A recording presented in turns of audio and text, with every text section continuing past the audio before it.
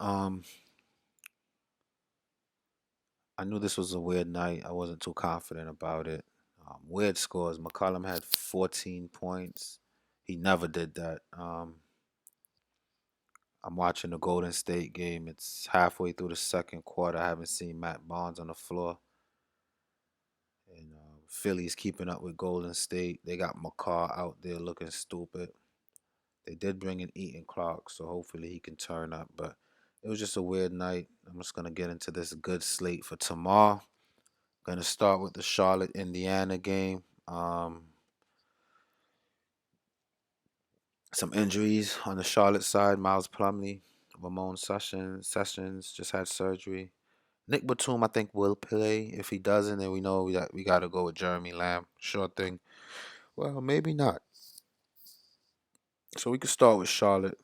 Jeremy Lamb's price went up to 5,600 because of that one game. Now, understand me, he might go back to the bench. All right. Um, Let me see what updates they got on Batum.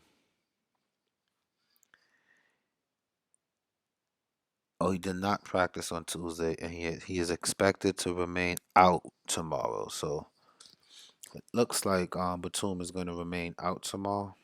A migraine kept him out Monday, and his absence from practice makes it unlikely that he'll even travel to Indiana. The Hornets haven't closed the door on the possibility of him making his way, but he's viewed as doubtful. Expect Jeremy Lamb to make another start if he doesn't play. Fair enough. So Kemba Walker, I like with or without Batum tomorrow. I know initially I mentioned that with Batum out, they'll be focusing on him, and he didn't hit value. He had 43, which is not six times. He needs about 50 to make it six times. It's just that they're going up against Indiana, who is very generous to point guards, and Paul George is going to be busy dealing with Marvin Williams and the forwards up on that side, and Michael Kidd Gilchrist. So I think it's going to be up to Jeff Teague to try to hold Kemba Walker, and I just don't see that happening. Plus, with the emergence of Jeremy Lamb, and don't count out Batum yet, but with the emergence of Jeremy Lamb, um, they're gonna have to step off of Kemba a little bit because Jeremy Lamb hit down three threes the last game, and he's capable of doing it. He plays a little bit of defense. If Batum sits out, I will not play Jeremy Lamb for 5,600. 5,600 for Jeremy Lamb when I just don't feel comfortable doing that. All right. But Kemba Walker is definitely to be considered. I'll pull him over. Jeremy Lamb, he had 38 points against the Bulls. I think he could do something similar tomorrow. He would need to be mid 30s to make value. It's just that it's not a sure thing. I don't think Jeremy Lamb is a player to consistently get me in the 30s with or without a start. Um, Last game, what he got? Two assists, four rebounds, two steals, and 26 points. The 26 points I think could be tapered a little bit. Um, we know that he can come off the bench in 21 minutes versus New Orleans. He put up 14 points. So I think he can get near the 20s. I mean, he's worth consideration. I won't count him out. So I'll pull him over into the roster box, but I doubt that I can get to Jeremy Lamb tomorrow. Small forward Michael Kidd Gilchrist. Everyone gets a boost if Batum is out, right? But with him, we need 30. He hasn't shown us any consistency. He shot the ball 9 for 12 against the Bulls.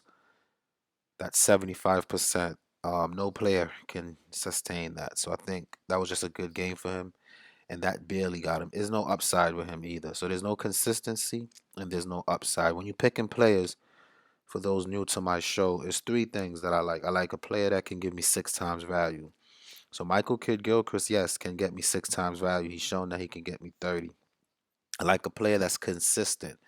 Show me more than one, two, or three six-time value games. He does not fit the consistency bill. I like a player with upside. He hasn't shown me any 40-point games to show me that he has the upside. So he has the capability. He's just not consistent and he doesn't have the upside. So those are the three keys to consider when picking lineup. 6 times value, consistency, and upside. If you keep those three things in mind for every player that you pick, you should fall in the money on any given night. All right. Let's proceed. Power forward Marvin Williams still below 7K. He probably is a lock for tomorrow. Without Batum, definitely. With Batum, certainly. All right. So I'm leaving Marvin Williams. I'm pulling him over. There's no reason not to consider him. Let's take a look. We want about 40 for 6 times value, mid 30s, upper 30s, 40. We know that he can do that. He's done it all four of the last game that he's played, right? We need consistency. He's done it all four of the last game. That's consistent enough for me. Um, and we need upside. He had 50, 47, 48. 47, 50, and 48 is 7 to 8 times value that his price is right now. So he fits all three of my criterias. I'm upset that I didn't play him the other day. I played Paul Millsap instead. Um, but I'm not gonna miss out on the opportunity. If a guy's fit all three of the bill, you gotta play him, okay? Um, and that's it. That's the only. Frank Kaminsky is back. He's worth a look. Before he got hurt, he was in the 40s. His price is really low. And if Batum is out, the last game he just played in Chicago, he was just working his way back into game shape. He went 2 for 7. Um, I think Kaminsky has a shot. I think it's a legitimate shot that he could come out and have a big game. But I can't say he fit all three of my criteria because I don't know. A lot of people get hurt and come back, and then they're not the same player. So I need to see some more consistency post injury, some promise, and then I'll start considering him. But for right now, I'll leave him alone. Cody Zeller needs about 30. We know he can get you there, so the capability is there. He just doesn't do it consistent, so I'm not gonna consider him. All right, I'm happy I found a way to easily verbalize what I look for in a pick. Right, capability, consistency, and upside. So that's what we're gonna look at in all our players that we pick. Okay, guys, I'm gonna say it one more time: capability for 6 time value, consistency with 6 times value, and upside. I don't see it in Cody Zeller. I'm not gonna continue there. Um, Jeff Teague, we know he has the capability of making 40-point games. He had one against Houston on the 27th. He just doesn't do it consistently. 25, 31, 23 is not consistent enough for me. Um, so I won't consider him. I'll get rid of him off the back. But 3 games versus Charlotte this year. He's played an average of 27 minutes and scored 31.1. And let's see how he did against the Knicks tonight. They lost to the Knicks. That sucks. Just the weather, man.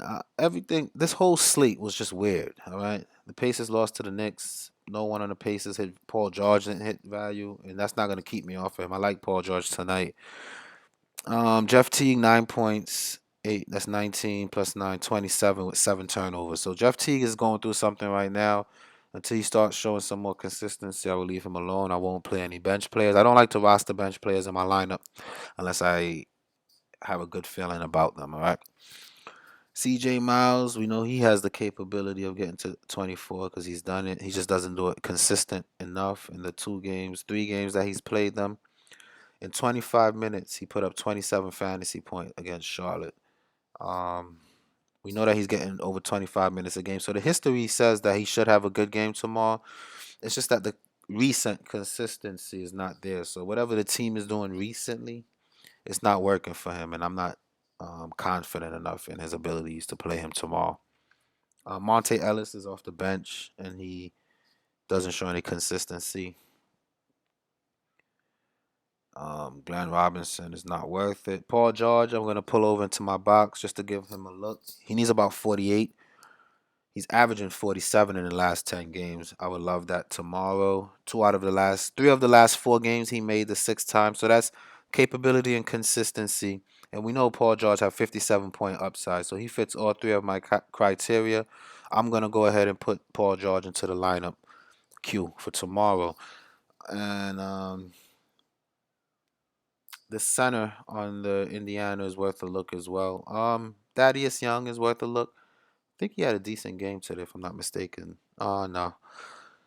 So he had 2, 7, 8, 9, 10, 11, 15. 15 points today in his last 10, 20, 18. There's no consistency there. In his 3 games against them, he's only averaging 12 fantasy points. So I'll stay away from Thad Young. Miles Turner is always worth consideration. He's a big man. I like bigs. He needs mid 30s. He hasn't done that in the last 4 games. I know he did it against the Knicks today, but in 3 games against Charlotte, he's averaging just about 30. There's no upside really. He showed some upside today. I think Miles Turner put up like 40 points today, but that's fake. It's the Knicks, all right? Um, 42 against the Knicks. Don't get caught up into that. I will leave Miles Turner alone. I don't like Miles Turner tomorrow at all. And that's it for that game. All right. Moving on to the Dallas Washington game. Noel says that he expects to play tomorrow. And let's see what Wesley Matthews got going on. So Wesley Matthews is dealing with some calf issues. First was his hip, now it's his calf. He's all banged up, coming back from injuries. He hasn't showed any consistency. I will leave Wesley Matthews alone. Um, Yogi Ferrell is the starting point guard. I would leave him alone as well. He's just not a star, man. He did well his first couple games, and then since then he hasn't really showed anything. We need anywhere from upper 20s to be happy from him. In his last 2 games, he scored 19 and 19. That's no consistency, and I won't mess with Yogi Ferrell tomorrow. Washington at home is no joke. JJ Barea and Devin Harris coming off the bench is not interesting. Seth Curry, he was doing 30s consistently until Wesley Matthews came back, and then since Wesley Matthews been back, he kind of fell off. In 1 game against Washington, he played 22 minutes. He only scored 23 fantasy points, so he doesn't have the consistency that I'm looking for. I won't consider him. Harrison Barnes, same thing. He hasn't hit 6 times value only once in the last 10 games. That's just not what I'm interested in. And he's gonna have a tough matchup with those with Otto Porter and Bradley Beal at on the road. Harrison Barnes I will stay away from. Dirk Nowitzki is in play. He's someone to consider. In 24 minutes, he put up 22 fantasy points. The reason I'm gonna stay away from Dirk is he needs 36 to hit value. He can get you 41. He can get you 20. So it's like flipping a coin, and it's like really 50-50 with Dirk. The next thing that's against Dirk is that Noel is coming back, and that makes me worried. I don't know what's going to happen to his minutes, but he is someone worth considering on this team. I'll pull him over. I know I'm not going to play him, but because he is worth consideration, I'll put him in the pool for now. Nerlens Noel, we know Washington can be generous against bigs.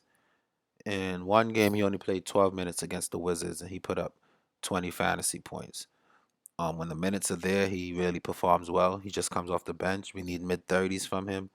I'm not even certain if he is gonna play, but he's worth consideration if he plays and start. If he's coming off the bench, I wouldn't mess with him. But if he's starting, I would consider him for that price most definitely. All right. On the Washington side of the ball, John Wall is consistent. He fits the consistency bill. He fits the upside. He can get you 60. He did it twice in his last 10 games. So the capability, consistency, he fits and he has the upside. So he's worth consideration. Dallas is a tough matchup for him. In 39 minutes in 1 game this season, he put up 50 points. It's not what you really want for that price. You want upper 50s, but because he does fit the criteria, I guess I could pull him over for now and we'll start filtering players as I move forward. Bradley Beal is a beast. There's no stopping him. He needs mid 40s to hit value. He put up 40 the last time these two teams played. So he has upside. We've seen that he put up a 63-point game. He is consistently at least in the upper 30s, so he's consistent. And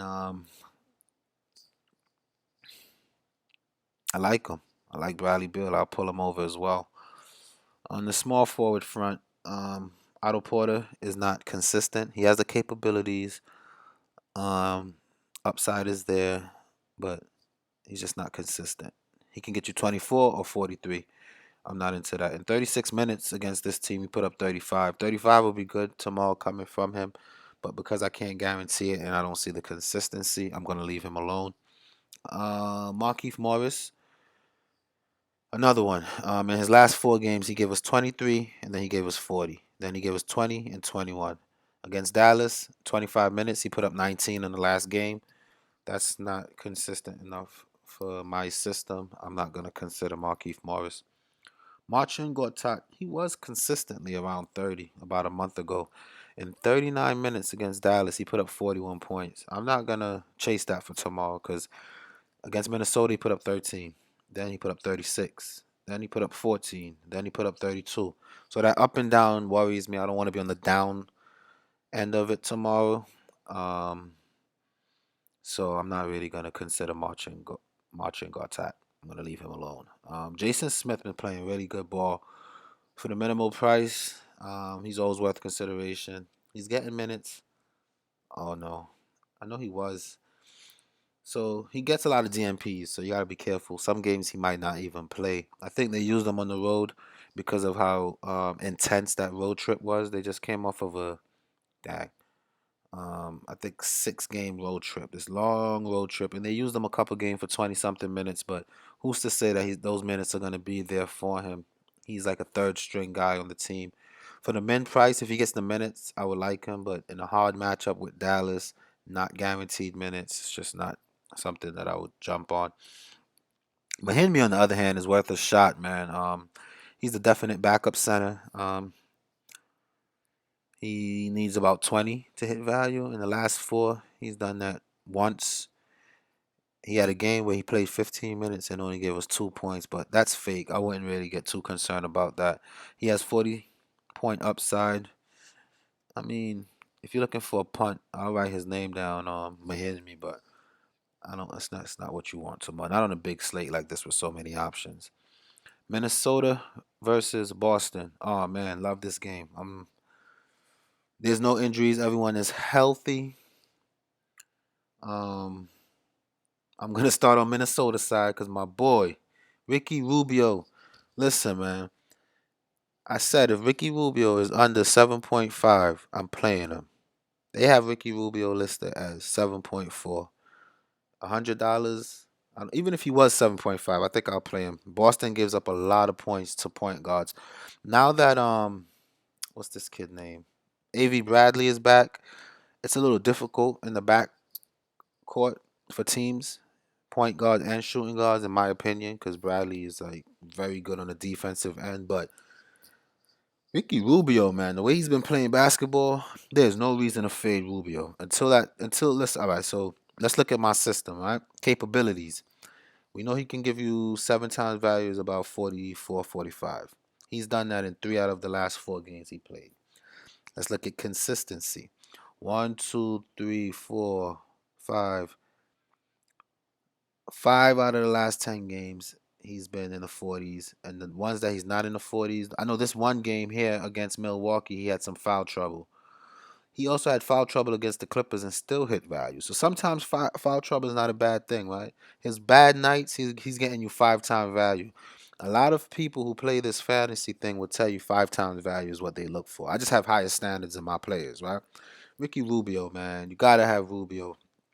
So now I gotta get rid of someone for Rubio. I'm not gonna get rid of Kemba because of the matchup that he's in. So it's between John Wall and Bradley Beal. Um, I'm gonna take out Wall only because he's not in the best matchup. He just came off of this big long road trip. He needs upper 50s, which he shows that he can do, but his price is just so demanding on our lineup that it's gonna make it difficult to build more good players. And so I'm gonna take John Wall out. I'm gonna get Rubio in. Rubio is not going anywhere. Rubio is there to stay. All right. Um, Moving forward, Shabazz Muhammad is not worth consideration. Um, and for the minimal price, let's check him out. He put out 4 and 7 in his last 2, so I'm gonna get off of that. Um, Andrew Wiggins, he was consistently in the 40s, but he fell off. His last 3 games are 24, 18, and 31 For 7K, we need 40s, and I don't think he's going to get into the 40s against Boston tomorrow. He's going to be going up against Crowder, who plays good defense. In 39 minutes against Boston, he only gave us 19 points. So all signs show to stay away from Andrew Wiggins tomorrow. Power forward, I like Karl Anthony Towns. Love him a lot. I'm gonna see if there's a spot. I'm gonna pull him over. So the last matchup that they played, he put up 60. The thing with Karl Anthony Towns, I'm expecting 66 based on my expectations, right? On the big price guy, I might can take 5.5 time value on the big time, but the lower the salary, the more that I want 6 times value. So 55 is what I would prefer. He put up 60 against them the last time out. That's the matchup of gold. Boston does not rebound. Towns can rebound. He's a rebound monster. Towns can score. Um, Towns is a better player at home. When we look at his home and away split, there's a 6 point difference. But Towns is someone to consider tomorrow, man. You can't not consider Towns. He's a little bit demanding on our salary, but if there's a way at the end of this video that I can get him in my lineup, I'll definitely like Karl Anthony Towns. Gorgie Jang, I always liked him, and against Boston, he played 39 minutes. He put up 40. 30 is what we need from him tomorrow, right? The thing with Gorgie Jang is he's been giving up a lot of minutes to B. Halika. And if I had to choose between the two, I think I'm gonna go B. Halika because he's cheaper and he's getting minutes in the upper 20s and 30s. His last 3 games, he got 29, 32, and 34. We need 24 points. He did it in 2 of the last 4 games. So the consistency, I guess you could say, is there. His upside is 42. So with a big upside like that, when he put up 35, 30, 42, 34 in 4 out of the last 10 games, that's a player for 4K I don't mind rostering. Because even if he lands me 20, if I have a good lineup around him, I'm okay. But just the upside is worth the risk. And his floor seems to be good. He's in a good matchup. So the matchup is there. The upside is there. He's starting to show some consistency. There's no reason not to like be Halika for tomorrow. Gorgie Jang, I'm just gonna stay away from because of the price. He doesn't have the upside for that price. We know he can get into 30. He can get around 30, but he's not gonna get you 40s. He did it against Houston. It took him 36 minutes, and he's not getting that much minutes. Not with Bihalika working his way, proving that he needs to be part of the lineup. And the other thing that makes it even better for Bihalika is when he have good games, they win. When he does not, they lose. When he have good games, they win. When he does not, they lose. So looking at that trend, I think Bihalika is a big part of Minnesota's success. I think the coach is going to ride it. Um, Play Bihalika with confidence. So let's see. I don't love Dirk Nowitzki, and with Noel coming back, I'm willing to sacrifice Dirk. So I'll put Towns in the center spot for now, and put B Helixa or whatever his name is in a forward spot, right? And we can move on to the Boston side of the ball. Isaiah Thomas, for that price, we need about 50 from him. And in the last 3 games, he's put low 30s. So there's no consistency. I'm not going to play him, especially with Avery Bradley's back. Isaiah Thomas is not going to look too all-star-ish anymore. There's someone to share the ball with now. When Avery was out, he was the main guy. He looked good. But now that Avery is back, he's still going to look great. He's a good player, but Avery Bradley needs some touches. So I'm going to stay away from Isaiah Thomas until his price adjusts to what it's worth. Marcus Smart comes off the bench. He needs about 30. There's no upside. He's not going to get you 40s, so I'm not going to consider Marcus Smart. I'm not going to consider anyone on Boston. I'm going to go through each player just for your reference, but Minnesota's been playing the best defense, man, and everyone on Minnesota is a risk to me. The Minnesota is not joking around right now. They're playing good basketball. Rubio is stepping it up to another level. I think he should get MVP, especially if he takes his team into the playoff, which I don't know how possible that is. Let's check out where Minnesota is in the standings as well.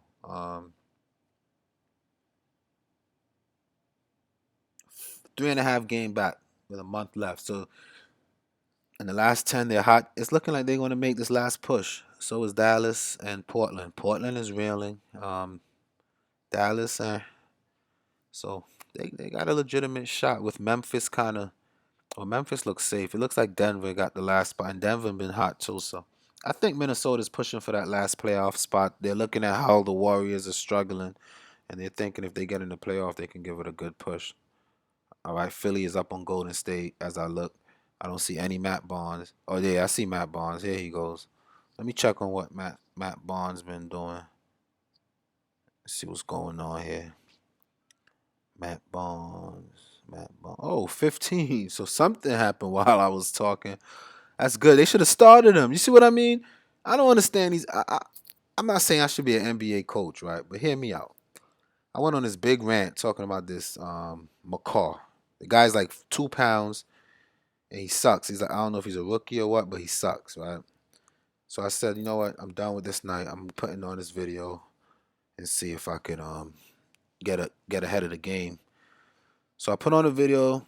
I look at Matt Barnes. He didn't play the entire first half because I watched the first quarter. He didn't play the first quarter. I look at the TV. It's the end of the second quarter. Matt Barnes in one quarter put up 15 fantasy points.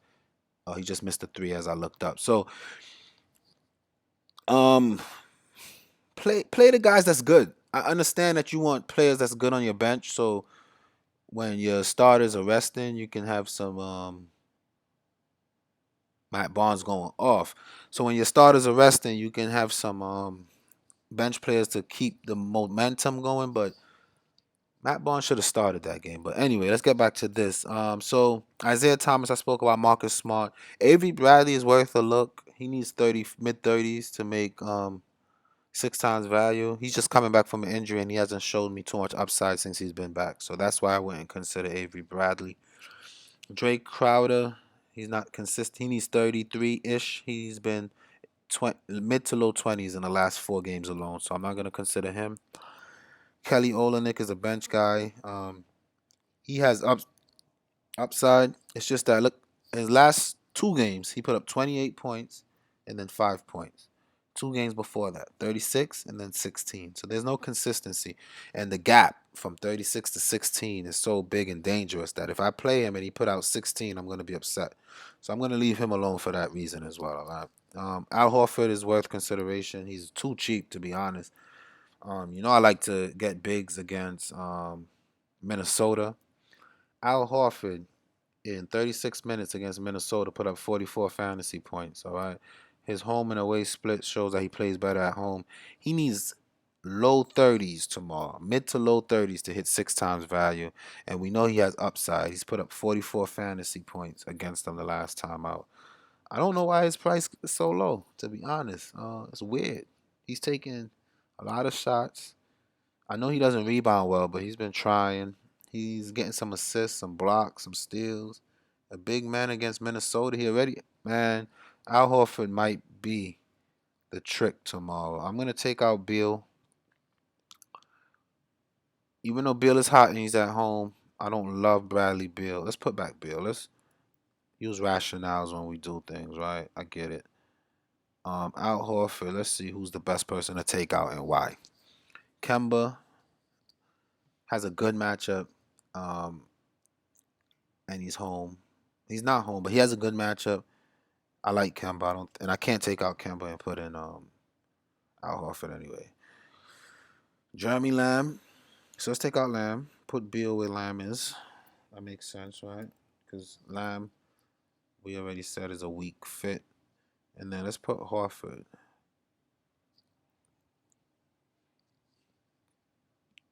in our so boom.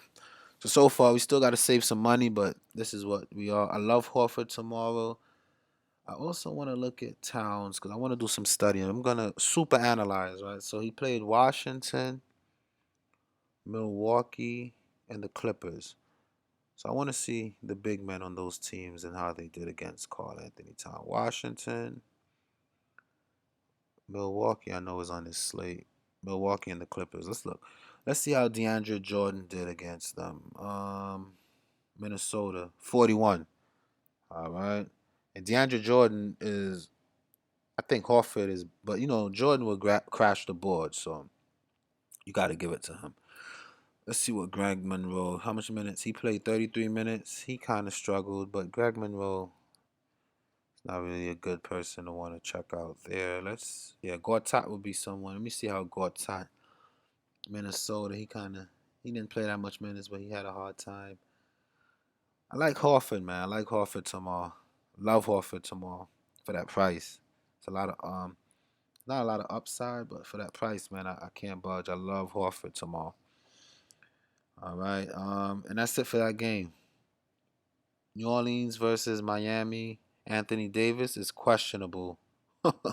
Why am I not surprised? What happened to Anthony Davis now? Oh, he twisted his ankle. Ooh. So that makes DeMarcus Cousins interesting for tomorrow, to be honest. At the, but Miami, I don't want to. I don't want to pick. I'm not. I wouldn't mess with DeMarcus Cousins, even with Anthony Davis out. I'm okay. But let's break down the slate. Drew Holiday has a bad matchup, and he doesn't show consistency. He can go from 48 to 21, and I know today he put out mid par numbers, so he's not consistent. I won't consider him or his backups. Jordan Crawford is worth consideration. With no Anthony Davis, they're going to be looking for more scoring. Who's his backup? I want to look into that. That's interesting. So Dante Cunningham becomes interesting tomorrow. In 33 minutes, he put up 20 points. Um, if he's gonna start and get a full load of minutes for the minimal price, I think. Let me write his name down on a piece of paper because if I'm sure that Anthony Davis is out, Dante Cunningham becomes interesting, right? Because who else? They gave up Terrence Jones, so a Jinxa will be Marcus backup, and then power forward Cunningham will start, and one of these guys will have to back him up. So, oh yeah, Dante Cunningham for sure. Dante, I'm just writing his name down so I don't forget. Now, it's not a bad matchup. It's a bad matchup, it is. But if you're gonna be on the court for 30 plus minutes and your min price, I'm assuming you can grab a couple rebounds, maybe one or two putbacks, hit a three. He's a person that can hit a three. And the matchup is not the worst because Miami doesn't have a big power forward like some teams to put a body. They've been starting like Babbitt at power forward, I think. Let's see. Babbitt, Luke Babbitt. So Cunningham and Babbitt will match up well. I think Cunningham could. I really like if Anthony Davis is out, which I'm sure he will be, if he tweaked his angle. I really, really, really like Dante Cunningham tomorrow. It's like a must play almost. All right, and I'm gonna put him over. I'm not taking out Marvin Williams. I'm having a hard time taking out B. Helixa for Cunningham. But B. Helixa, we know that he's I'm just gonna wait till the end of the slate and see what I need. But Cunningham is someone that I got my eyes on. Anthony Davis. Let me just read this a little better. He was cleared to return and came back to play 16 more minutes in a comfortable victory. It did not appear to hamper his return, and he had a better game since he came back. Oh, so there's no reason to mess with our lineup. It doesn't look like Anthony Davis is gonna miss time, but we know with ankle injuries that right now it's okay, but once he sleeps and the body does what it does, he'll wake up in the morning, he'll have swollen ankles, and he might not be able to play. So we're gonna keep an eye on Dante Cunningham overnight. Um, Cousins become interesting. I won't discourage it. It's just that in two games against them, he played 33 minutes. I know it was a different team, but he only put 37.4 fantasy points up. Um, and that makes me get to Hassan Whiteside, where I would avoid tomorrow because DeMarcus Cousins elicits a lot of foul trouble. I don't like to play opposing centers that's playing DeMarcus Cousins because I'm afraid of foul trouble for that person. So I will leave Whiteside alone solely for that reason. James Johnson maybe going up against Anthony Davis. It's kind of a Mitch. Well, no, he comes off the bench, so he'll probably see Cunningham. He's a good play. I'm just not playing him because the other day when I played him, he only got like 18 fantasy points. So right now, me and him are not at terms. We need about mid 30s to be happy from him. In his last game against them, he only put up 29. There's no consistency. I would leave James Johnson alone for that reason. Um, no other forwards are worth consideration. Dion Waiters is a good play, man. I don't see why not. He needs low 40s. He does that. 3 out of the 4 games, I would take those scores. So that's the consistency. He has upside. Not really. For his price, he would have to get like almost 50. And I don't see him doing that. Maybe when half of the team was injured a month or two ago, I would expect that from Dion Waiters. But guys are healthier now.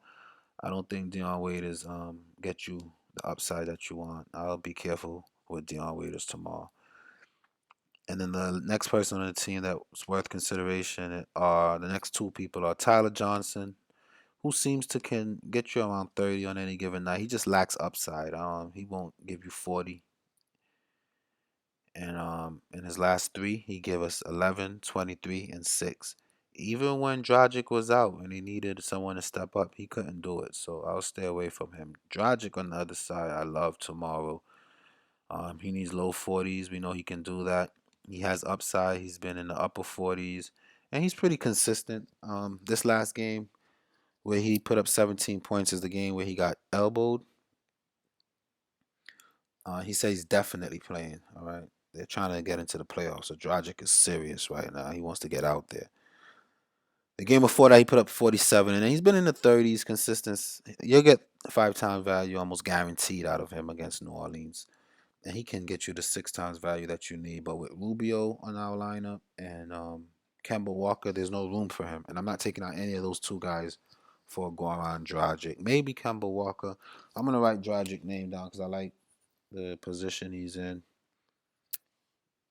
And at the end, if I have to do some moving around, I could put Dragic in for Kemba. But I like Kemba more than Dragic from, um, you know, let's put them next to each other. I want to see something really quick. So we have Kemba and Dragic, right? Dragic got the better matchup. The season average, Kemba got the upper hand. Last 10, Dragic 35 fantasy points. Last 10, Kemba 44. So Kemba is hot right now. They both have good match. I'm going to stick with Kemba and not go with Dragic.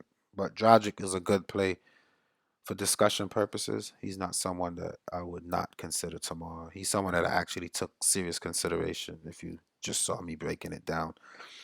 Um, As a matter of fact, because of how expensive Carl Anthony Towns is and how much money we're trying to save, I wouldn't mind moving Cat, putting Horford as the center, and then putting Dragic. I think that's a fair call. Cat's way too expensive. If you can fit him in and you have good value around him, he's worth it, but he's too expensive. On a big slate, I'm staying away from those big name players unless tomorrow.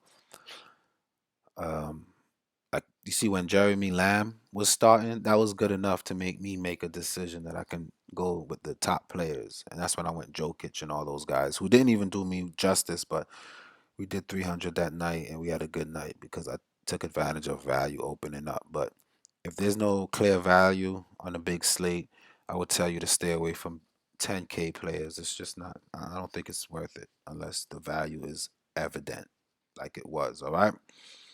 Um, where were we?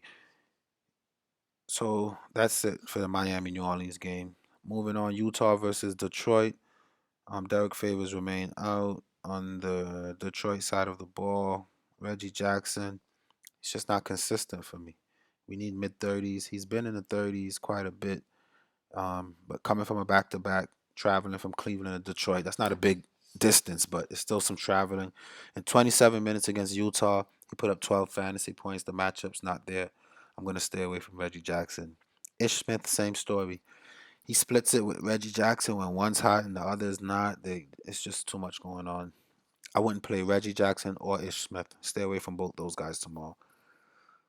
Caldwell Pope is always worth consideration, but he's inconsistent. 22 and 20 in the last couple of days. You don't want that. Um, Same could be said about Marcus Morris. 18 fantasy point, 27. We need mid 30s from him. I'll leave him alone. Tobias Harris, I like today. He didn't do me any justice because it was a blowout. But even in a blowout, he was the team leading scorer. All right, he didn't do too bad. As a matter of fact, let's go look at the stats from that game. Tobias Harris had a decent game. He didn't play at all in the fourth quarter.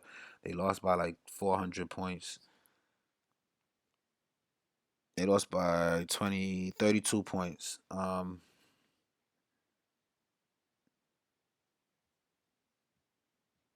Tobias Harris played 25 minutes, and how much fantasy points did he put up? I think just about that, 25, if I'm not mistaken. 25. So he's good for a point per minute. The matchup is not there for him tomorrow. It's going to be a tough matchup. In 34 minutes, so he's had big minutes against them. He only put up 17.5. So that's enough to make me kind of back off of him tomorrow. This is a game that I'm going to back off of altogether. It's just not a high. It's a slow game. There's no clear value. There's no upside player that I like. It just sucks. Andre Drummond, play at your own risk.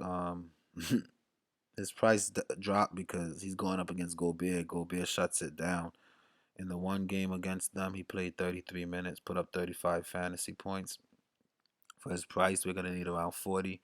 We know he can get you around 40 any given day. Today, in a blowout where he didn't get too much minutes, what did he do? 26. So I wouldn't mess around with him. Coming from a back to back, traveling a little bit, um, I'll just stay off of him.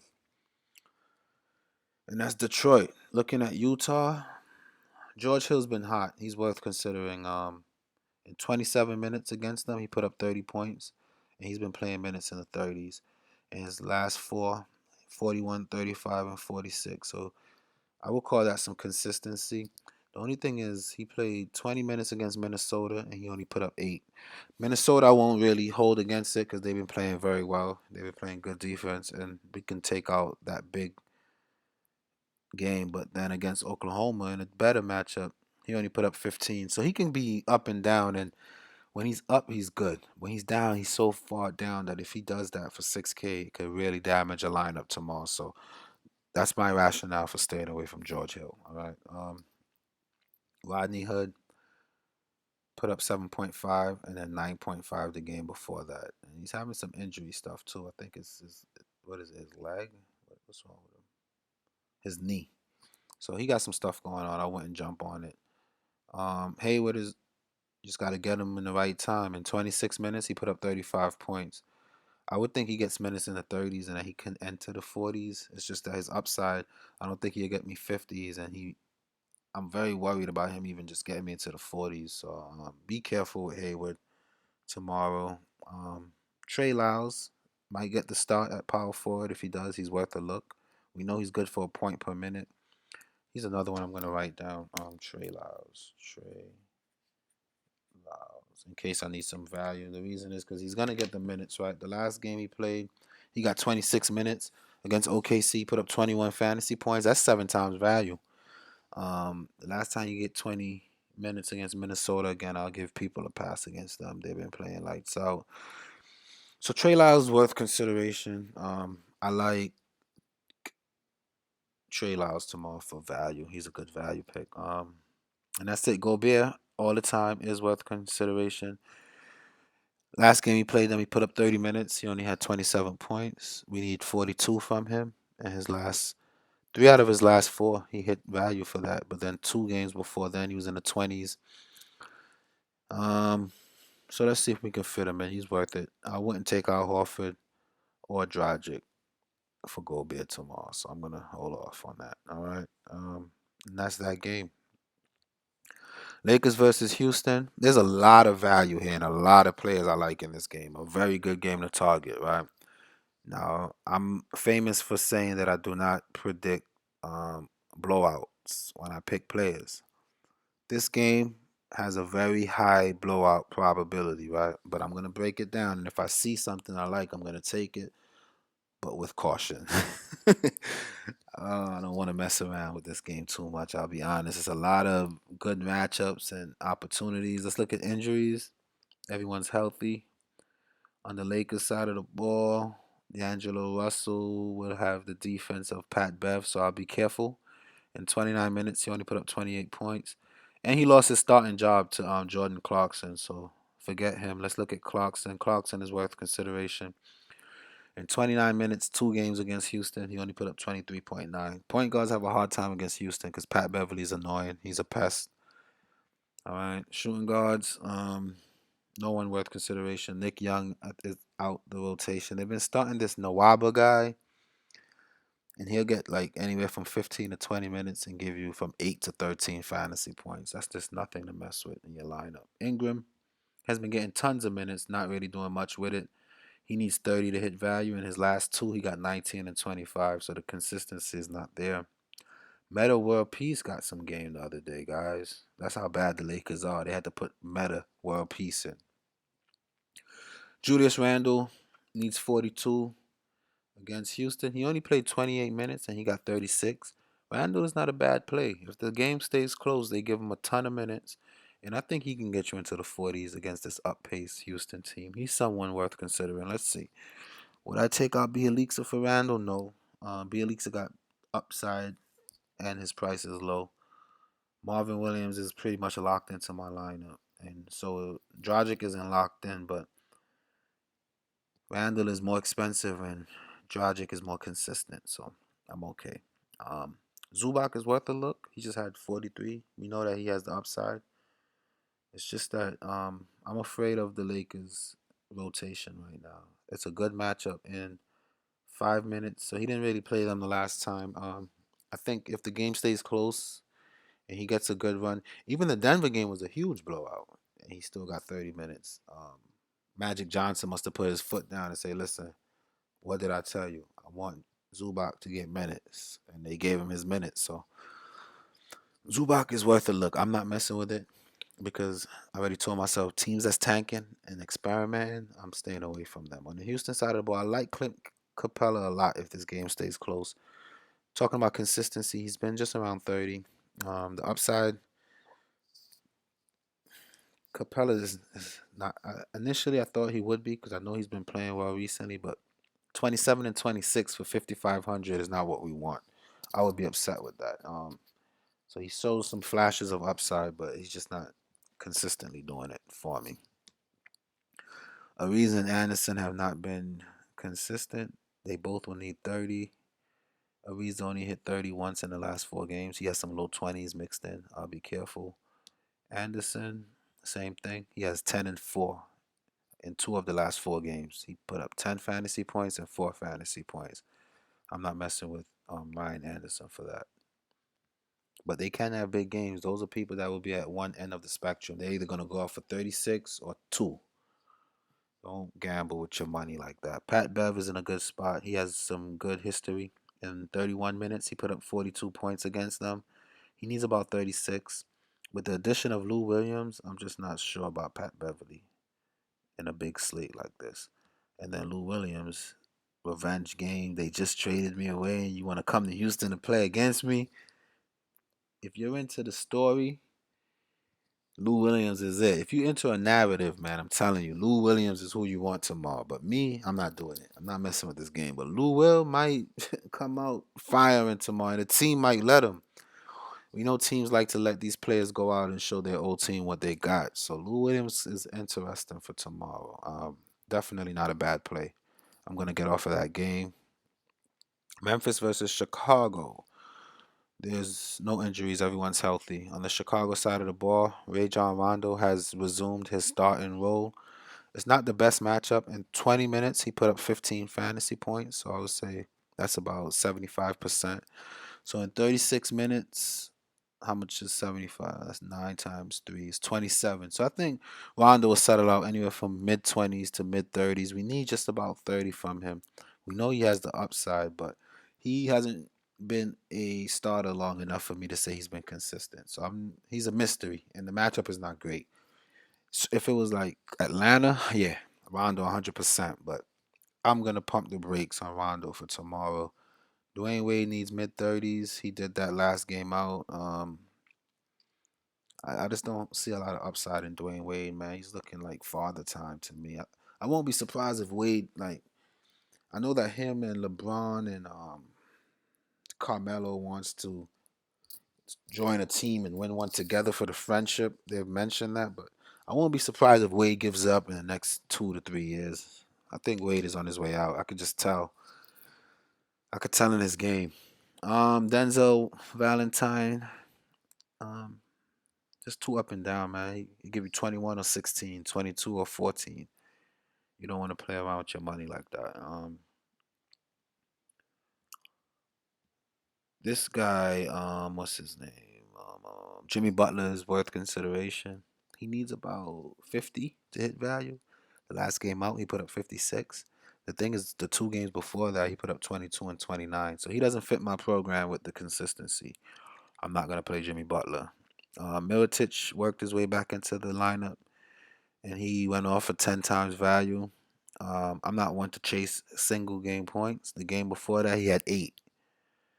So he can get you 41 or 8. And he just, like Rondo, worked his way back into the rotation. So be careful. Robin Lopez is one of my favorite players on any given night to play. It's just that he hasn't been consistent. In 30 minutes, he put up 14 points against Charlotte. He needs about 24. In 37 minutes, he put up 30 against Memphis. So we know he can do it, but I like to be certain. Another strategy I use is in my lineup, I like to put big men that can score big for me. I think that's a nice way to win these games as well. Be sure with your big men, right? On the Memphis side, Mike Conley is worth a look. Rondo could be a little pesty. He played 36 minutes against the Bulls and he put up 50.8. The reason I'm not going to consider him because of consistency. Against Milwaukee, he put up 43. Against Dennis Schroeder, they lost and he only put up 33 points. So if you're going up against Dennis Schroeder and you put up 33 fantasy points, and they're asking for 7.6K, I'm not paying that for you. It's just no consistency. Tony Allen, um, not a bad play. He needs about mid 20s. Last game he got 21. The one before that he got 13. So he's not consistent. Against Chicago last time though he got 26. So if you get 26, you're not upset. But he doesn't have the upside either. He's not going to get you into the 30s and 40s. So I'm all set with Tony Allen. Vince Carter just went off for a big 40-point game. I wouldn't chase it. Um, he went, what, 6 for 6 from the 3-point line? Not even Steph Curry could do that right now. And Steph Curry is the man for that, right? So I don't think that this is going to last. This is fake. Don't chase it. Vince Carter is 40 years old, guys. Literally. No, I'm not playing. He's 40 years old. He's really 40 in the NBA. You don't want to roster him on your team right now for 4K at least. Zach Randolph is a bench player and he's not consistent. So 24 and 11. Those are his last 2 fantasy production. I'm not interested in that. Marc Gasol is in a good matchup. Um, Last game they played, he put up 46.8. He needs just about that to hit value. I don't see him getting into the 50s, so the upside for the price is not there. I'm not going to chase Marc Gasol tomorrow. Um, and that's that game. I got 3 more to go. Portland, San Antonio. Aldridge is out. Tony Parker and DeJounte Murray remains questionable. Evan Turner is out. Now, if Patty Mills' price, let's start with San Antonio. His price is now 5,300, which means we need 30 from him. I think he can give me 30 against Portland if he starts. It's just that I don't know if he's gonna start yet. So we have to wait till tomorrow and see. And I already have guards that's locked in. I'm not going to take out Dragic, Rubio, or Kemba Walker for Patty Mills. So he's pretty much dead to me right now. Ginobili, I'm going to write down again as a nice value play. I like Ginobili for his price. For 3,600, we need just about 20. In his last, so he put up 20, 26, and 37 for the most part. That's pretty good. In the last 3 games, that's showing some consistency, right? In 17 minutes against this team, he was able to put up 25.8. And I'm gonna say right now that if Parker is out, period. If Parker is out, I'm gonna go get Ginobili. I think Ginobili handles the ball a little bit, and I might lock Ginobili in if Parker is out. But for right now, I'm gonna stay off of it for this video's sake. Kawhi Leonard for 10K. I'm not interested. All right, I don't think this is the game where he puts 60 Yeah, even if he doesn't have 70-point upside, he did it once against Minnesota, but I'm not chasing that. I mean, I think the best you'll get out of him is 50, and that's like 5 times value, and that's like the cap for him. Just stay away from that 10K Kawhi price. I said the same thing the other night. He put up 44, and he still got his price at 10K. Kawhi's not worth 10K. DraftKings, stop it. Aldridge is out. David Lee, I like. I think he can get you into the 30s. Against Atlanta, he didn't. So his last 2 games are 28 and 20. Um, in 2 games against them, he's played 18 minutes and put up 16 fantasy points. So if we double the minutes, that's 32 fantasy points. I'm not interested in David Lee for that. It's just not there. When his price was lower, yes, but not right now. They still have Bertans minimal price with no LaMarcus Aldridge. I think that's kind of interesting. I'll stay away from Bertans though. And Paul Gasol, I mean, if you think it's worth it, go ahead. In the last game they played, he played 22 minutes. He put up 24 fantasy points. So we know he's good for a point per minute. He needs mid 30s though. And I know he just had a 41-point game, but he had to double double to get the bonus, and he had 4 blocks. To say that Gasol is gonna have 4 blocks every game is just hard. I'm not messing with Gasol. It's fake. The blocks helped him. With no blocks, we could have taken away 8 points. It'd have been 32, and that's barely value for what his price is. So don't mess around with Pau Gasol. Don't chase points. When you see a player had big points, you got to look at why. Why did they have big points like that? Vince Carter did it because he hit 9 out of 9 or 6 out of 6 threes. He is not capable of doing that again. Pau Gasol is not capable of 4 blocks on a game-to-game basis. If you look at his blocks total, um, this computer's gonna start pissing me off. The last thing I want is to be all the way towards the end of my video, and then I have to start over. Um, that would not be nice. Um,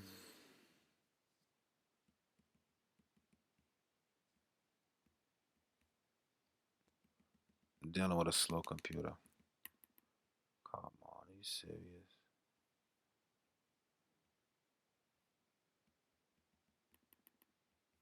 No way. I'm gonna cry. Can't do this. Um, so yeah, Paul Gasol is not gonna get you 4 blocks. Kind of waiting for this computer to get it together. I don't know why it's doing this to me. Let's see if it's stuff that I could close out. I don't have anything open.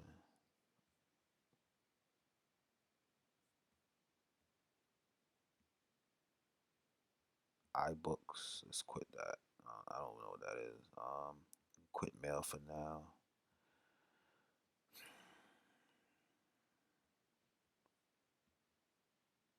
All right, I got it going, guys. Let's go. So Pau Gasol is not worth consideration. On the Portland side, I like Damian Lillard a lot tomorrow. But we know that I could take out Beal now, right? Because well, not really, because Lillard is a point guard. I'm not taking out Walker for Lillard on a back-to-back going into San Antonio. Just not doing it. Lillard played San Antonio 37 minutes, and he put up 40 points in a game in which he had 10 assists, right? Lillard is not an assist person. His last 10 games, he only had 10 assists once. So he's not that type of point guard. So I don't think he's going to have 10 assists again. And he's back to back. He's playing against the Kawhi San Antonio team, who's um, first in the NBA right now. I think they try to keep that going. I'm not messing with Lillard tomorrow for that reason, okay? But he's a good player. He's in a good matchup, and he's been hot lately. So McCollum, I'm not playing because of what he did to me tonight. I'm looking up at the TV. This third quarter started. They came back with the McCaw guy, and then Philly broke out on this big 10-point lead. Then the next thing you're gonna see is Matt Barnes come in. It's gonna get tired. I don't understand. I just don't understand basketball sometimes. But anyway, um, so I'm not messing with those two. I'm not messing with anyone on this team. There's no upside really. Harkless is inconsistent. He could get you 5 points. He got me 5 points the other day. Since then, I'm staying off Harkless. Allen Crabbe, inconsistent. People are chasing him because he had 3 good games with 36, 26, 26. Then he gave us 17. Wonder what he did today in that blowout. Allen Crabbe. Let's check out what Allen Crabbe did today. He started showing some consistency. If he did good today, I'll consider him. Let's see. 4 points, 5, 6, 7, 8. 8 points is not what you want. 2 games in a row, that shows consistently whack. I'm not messing with Allen Crabbe. Aminu's coming off the bench. That's enough for me not to consider him. He needs 30, and he doesn't even have upside with that 30. Myers Leonard is interesting. How did he do today? I've been watching Myers Leonard for a little while. I like him coming off the bench. 9, 19, 20, 21, 22. So Myers Leonard was in the 20s today, and he can play a couple positions for you. So Myers Leonard, I'm gonna write down on my little list. I like Myers Leonard. Now I'm not gonna force these cheap guys in just to get Karl Anthony Towns. I mean, if it works out smooth, sure. But unless it's a smooth transition where it works out, oh, here goes Matt Barnes. Now watch, they're about to come back. Let me see how much points Matt Barnes got right now. 17. He just came in. Um, where was I? So Miles Leonard I like. And then Nurkic, I told you guys that 80-point game was fake. It's against the Sixers. Anybody can do that against the Sixers. All right, Zaza in the second half hasn't really been doing much against them, but any good center can do. Any decent center can put up big numbers. But outside of that, he's struggling. Today he had like 20 something points. So Nurkic is going through something, and I don't think it stops with San Antonio. So that's it for that game. Let's go to Phoenix versus Sacramento. Um, I like it. I like it. I like it a lot. Um, Tyreek Evans. Something weird happened with him, right? So we had him in the video from the other day. I ended up taking him out when the values came about, but then but then I um I had him in my lineup. I took him out when the values dropped, and I didn't regret it because they ended up sitting him out.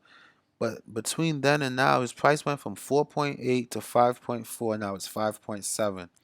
I don't know if it's because it's Phoenix or is it because he had so much ownership the other night.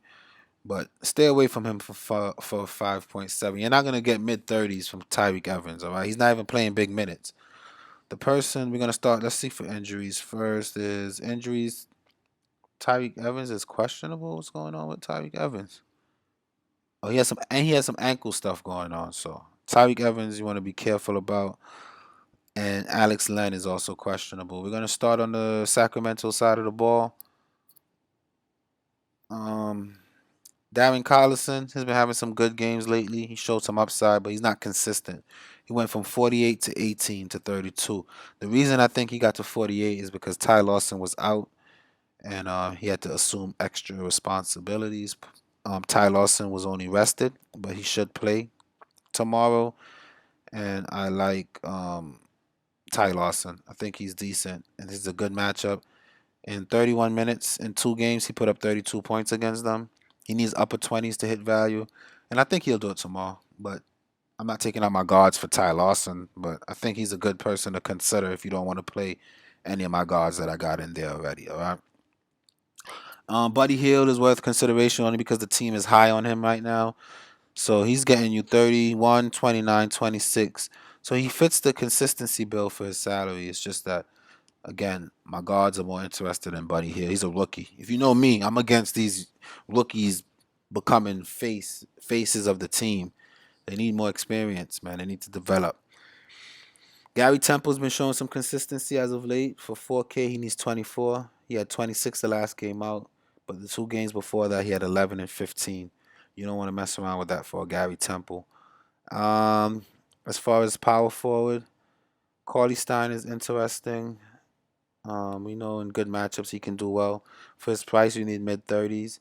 He does flash some 40 upside, but 20s, mid 20s seems to be where he's settling out. Scal only did that 27 game because Kufos didn't play, but Kufos will play, and Scal will get back to the teens, and you don't want Scal for teens. Kufos I like tomorrow. I like Kufos quite a bit.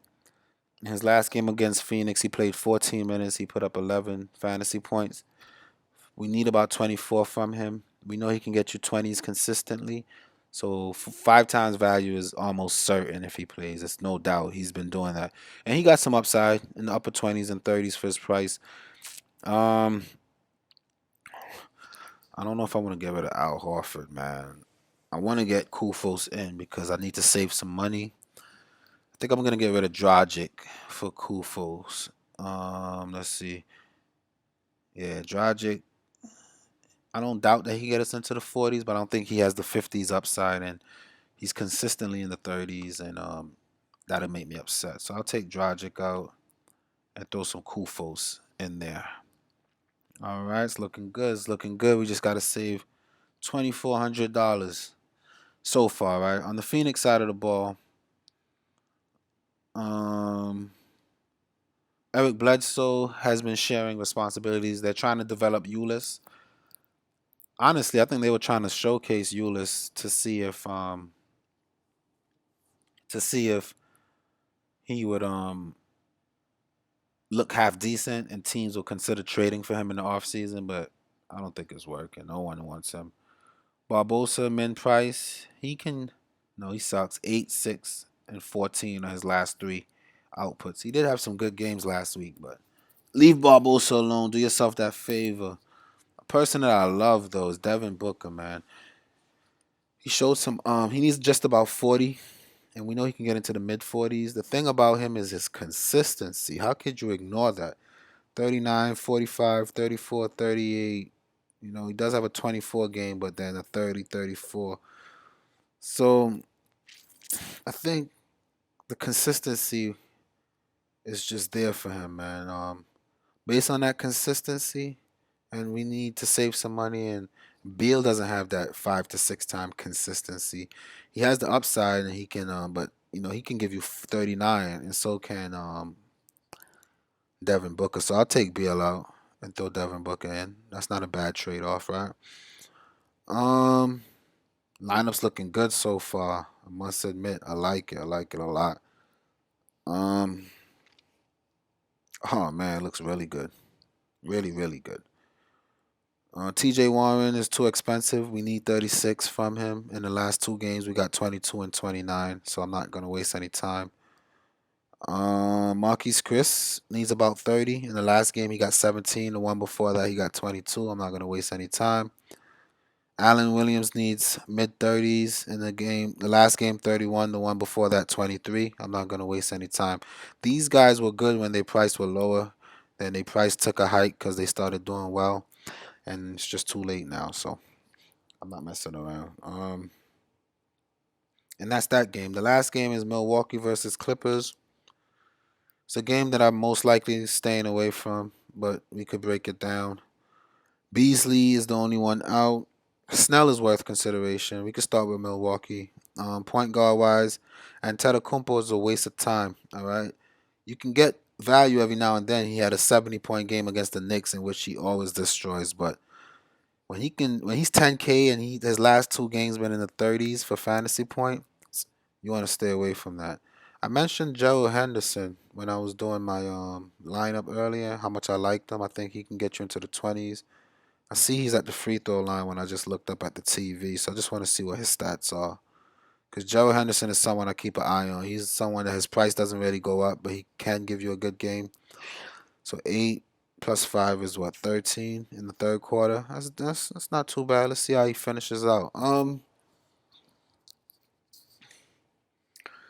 Brogdon and Dellavedova has not been consistent. Um, Brogdon had 33 in his last game. The one before that, he had 11.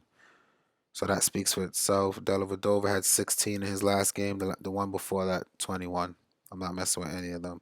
Snell is decent. I'm going to write his name down on my little value sheet. He's someone that I've been keeping an eye on for some time now. We need about 24 from him, right? But let's look at his last 10. 21. I'll take it for the price. 32. Good upside. 18. I would probably be upset. 24, that's what we want. 38, good upside. So he shows some upside. He played 22 minutes against the Clippers and he only put up 8.3. So for that reason, I might be a little afraid of Snell tomorrow. I'm gonna stay away from Snell. Um, I didn't write Jordan name from New Orleans on my value list. I like Jordan from New Orleans as well, only because he's like the sixth man on the team. When AD leaves, he comes in. He when not even AD. When Drew Holiday gets rest, he comes in and kind of control the ball and take over the game. So I really love Jordan Crawford as a good value play for tomorrow. All right. Um, to continue, Chris Middleton hasn't been showing any consistency. 21, 28, 27, and he's 6K, so we need mid 30s, and he hasn't done that in the last three games. Terrence Jones, did they play him yet? Oh yeah, they played him for 2 minutes. Yeah, right. We don't want Terrence Jones. He's not getting any minutes. Greg Monroe's always worth a look. Um, I don't think they'll play Monroe. Maybe. He played 35 minutes against the Clippers. He put up 42 points. We all know Monroe production just depends on how Jason Kidd feels. I'm not gambling with that crap. All right. John Henson, on the other hand, um, he's been okay. In his last game, he only put up 11, but the three before that was 22, 26, and 22. And the one before that was 19. All those are six times value. So John Henson, I'm going to write down. It's a lot of plays and if you need someone. And at the end of the video, I'm going to just yell out all these values that I came up with. All right, so you guys can use them for your lineup if you want. Those are good people to consider. John Henson will get you that six-time value. Spencer Hawes is a waste of time. And that's pretty much it. On the Clippers side of the ball, point guard seems to struggle against this team. I'll be careful with Chris Paul. He needs 48. He's shown 48 in each of the last two games, so he's coming back into form. In 29 minutes, he put up 34. He's just pricey. I like Chris Paul. I think he can do it on any given night, but he hasn't been consistent. Before those last two games, he had 35 and 26 fantasy points. So be careful with Chris Paul. The matchup's not there. I'm not playing any of his backups. So Austin Rivers and Raymond Felton are irrelevant. JJ Redick is not consistent. His last two games, he put out 19 and 22 fantasy points. Bahamute irrelevant. Blake Griffin is worth consideration. In 38 minutes, he put up 41. We need about 48 from him tomorrow, and his last two were 27 and 44. So he doesn't have too much upside for that price either. So stay away from Blake Griffin tomorrow. DeAndre Jordan is worth a look. In his last game, he played 32 minutes, put up 30 points. For 6,600, that's a good price and a good matchup. I would pick on it, but I like Al Horford in his position better than I like DeAndre Jordan tomorrow. So that's the end of the breakdown, and here we are. We're over $1,400, and we need to get rid of one person and kind of balance that out. Kemba Walker, I don't want to touch. Devin Booker, I really don't want to touch. I might have to. Paul George is safe. Marvin Williams, Al Horford, Rubio. I could take out B. Helixa and put in a min price player. But he's been getting so much minutes, man, and Boston gives it up to that team. In 9 minutes against Boston, B. Helixa put up 13.3 points. And it shows that when he does well, they win. I'm not taking out B. Helixa tomorrow. I'm sorry. I'm going to have to take out the super consistent Devin Booker. It hurts me to do it, but the upside is really not there. He needs 40 to hit value. He might get you mid 40s, but he only done it really once in the last 10 games. And it's a lot of competition out in Phoenix. And Sacramento's been playing better too as of late. So I'll take out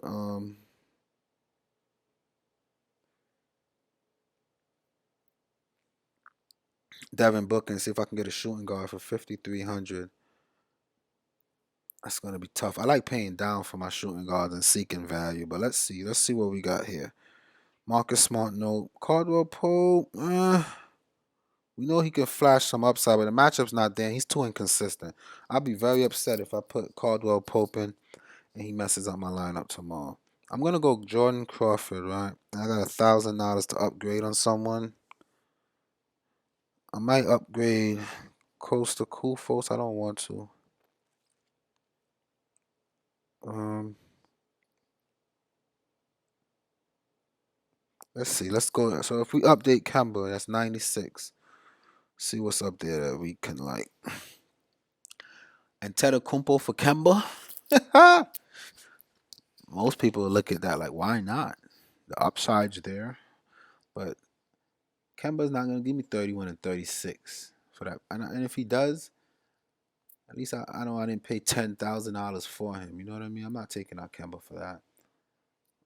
I'm not taking out Kemba. So Crawford, we established that we need. B. Halixa, they have him as a power forward. So I don't have a small forward. So I would need a small forward for 93. Let's see who's on top of the Jimmy Butler against Memphis over Paul George. Nah, Jimmy Butler put 22 and 29 two games before that. I know they lost and they had a powwow and they figured they got to play better. But Memphis plays defense. I'm not playing Jimmy Butler for Paul George. I'm just not doing that. I'm good with that. Marvin Williams 7,500. Let's see. I might not touch Marvin Williams. He's been going off, and I don't see anybody here that's a definite. No. 67 for Al Horford. Somebody that I like more than Al Horford for $6,700. Devin Booker, I can't say that. I can't say I like Devin Booker. Even though he's consistent, Al Horford is consistently gonna get you what Devin Booker is gonna get you consistently, right? So let's look. And I love bigs against Minnesota. I love Al Horford tomorrow. I'm not taking him out. His field goal percentage is pretty good. He can come out hit the three. Um, he'll get you some assists. Maybe Al Horford, I need to pump the brakes a little bit. If I can upgrade Kufos, if I put Kufos there, it's starting to look like whatever Al Horford give me. Even if I get mid 30s, see Al Horford. I think I'm gonna get rid of Al Horford. I think that's the way to go. And let me explain. Al Horford in the last 10 games. All right, he went to Philly. We know that Philly is giving it up more than Minnesota, right? And he put up 24 points. All right. I don't see Devin Booker putting up 24 points. I'm looking at Devin Booker's totals, and Devin Booker is in the 30s every game, every game, every game. So might get into the 40s in 2 games against them, mid 30s. So Devin Booker is pretty safe. Al Horford not as safe. I'm gonna put Kufos in the center spot. Pump the brakes on Al Horford a little bit, trying to save some money. And for 6,700, I think Devin Booker is it. Boom. That's the lineup, guys. And you guys know how I came up with it. I love it. I'm going to end this video so it's not too long and it doesn't take too long to upload. Good luck tomorrow. I'm going to look at the injuries, come up with an updated lineup. Oh, before I do that, right, of course I don't have enough money, but it's going to save it for me. And then, so let's look. I did a lineup earlier just playing around. I just want to compare it to this one here now. I hope I'm cashing in my 50-50. Oh, let's see. I'm not. I'm 1,600 and I need to be at 1,500. And it's still third quarter. I think I could make it.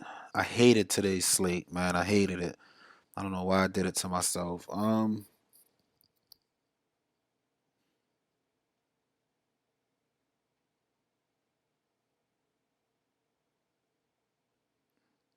So let's compare. Out of Kemba Walker and Rubio, I would say these two are equal.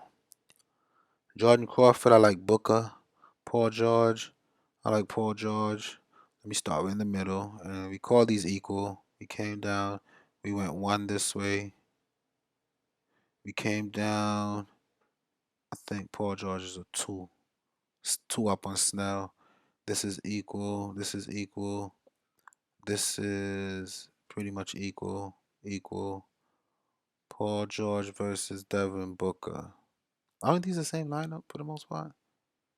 So I just did this twice and came up with the same lineup. Isn't that something?